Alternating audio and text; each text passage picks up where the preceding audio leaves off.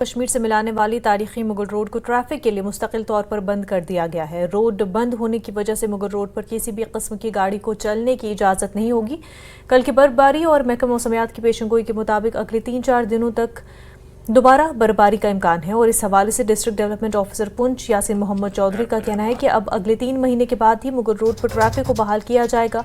उनका कहना है कि इस बार बर्फबारी न होने की वजह से तारीख में पहली बार इतने अरसे तक मुगल रोड खुली रही, जिससे लोगों को काफ़ी फ़ायदा हुआ। कल एक long awaited spell of snowfall के बाद हम मुगल रोड को इस करंट सीज़न के लिए परमानेंटली क्लोज कर रहे हैं।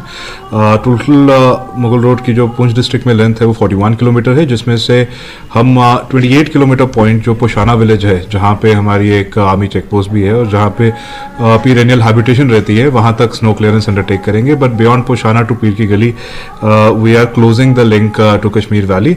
पर यह मेंशन करना ज़रूरी है कि इस बार ड्राई स्पेल के चलते मुगल रोड अपने यूजुअल क्लोजिंग डेट से लगभग 1-1.5 महीना ज़्यादा देर खुली रही और जिसका फ़ायदा काफ़ी लोगों ने उठाया। और हमारी कोशिश रहेगी कि मार्च अप्रैल में हम इसे जल्द से जल्द परमानेंटली वापस से खोल दें। मरकजी वज़ीर